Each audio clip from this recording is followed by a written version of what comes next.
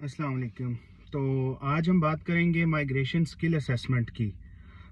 तो जैसा कि आज का टॉपिक है स्किल असेसमेंट, तो अभी मैं पर्टिकुलर बात करूंगा skill assessment from engineer of Australia. अब इंजीनियर ऑफ ऑस्ट्रेलिया की जो स्किल असेसमेंट है वो बेसिकली आप उसको टू पार्ट्स में जो है डिवाइड कर सकते हैं। एक उनकी एजुकेशनल असेसमेंट है और दूसरी प्रोफेशनल असेसमेंट है। तो हम जो अभी बात करेंगे वो प्रोफेशनल असेसमेंट पे बात करेंगे। एजुकेशनल को है वो हम बाद में डिस्कस कर लेंगे।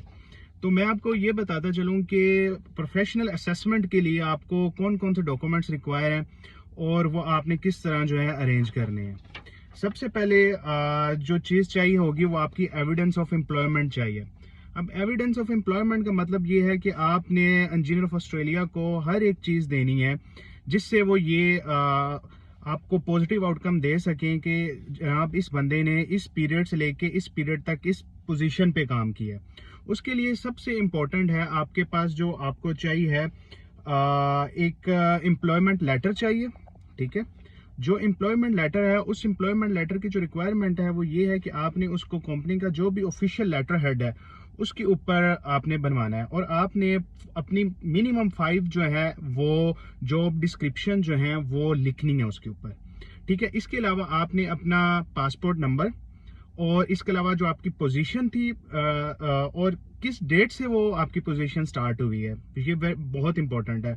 और सबसे इम्पोर्टेंट चीज़ ये है कि आपने अपने जो वर्किंग आवर्स हैं पर वीक के वो उसके ऊपर लाजमी मेंशन करने हैं विद फुल टाइम और पार्ट टाइम। फॉर एग्जांपल अगर आप फुल टाइम जॉब कर रहे हैं और आप एक दिन में 10 घंटे जॉब कर रहे हैं तो आपको ये लिखना है कि 60 आवर्स पर वीक या 10 आवर्स पर डे। ठीक है, एक तो ये चीज़ होगी।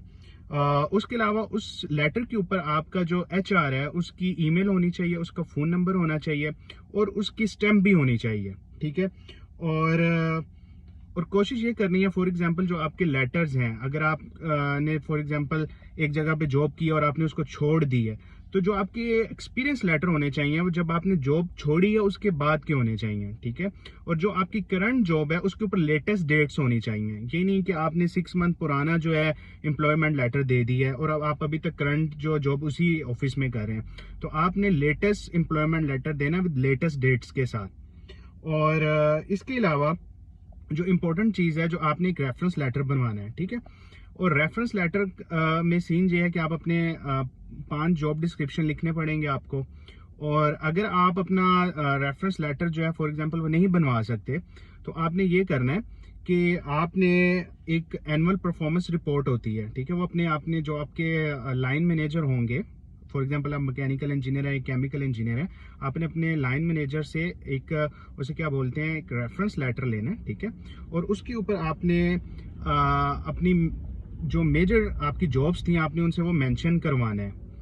और ये तो आपके हो गए। अब आपके जो बेसिक डॉक्यूमेंट्स जो हो गए हैं अगर मैं उनको कंपाइल करूं तो वो ये है कि आपकी एम्प्लॉयमेंट लेटर हो गया विद ईच डिटेल जो मैंने ऑलरेडी मेंशन कर दी है। एक चीज़ ये होगी।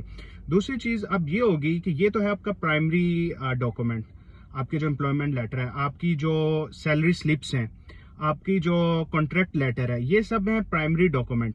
लेकिन engineer of Australia secondary document के बगैर आपकी जो असेसमेंट है वो पॉजिटिव नहीं करके देगी। अब सेकेंडरी डॉक्यूमेंट का मतलब ये है कि आपके पास बैंक स्टेटमेंट होनी चाहिए या आपके पास टैक्स रिटर्न होना चाहिए। ठीक है, जिससे ये प्रूफ हो सके कि आपके अकाउंट में ये सैलरी आती रही है या ये टैक्स डिडक्ट होता रहा है। वो बेसिकली थर्ड पार्टी है। ठीक है, तो थर्ड पार्टी एविडेंस जो है वो बहुत जरूरी है पॉजिटिव स्किल असेसमेंट के लिए। इसके बगैर इंजीनियर ऑफ ऑस्ट्रेलिया आपको पॉजिटिव असेसमेंट बिल्कुल भी नहीं देगी। और थैंक यू।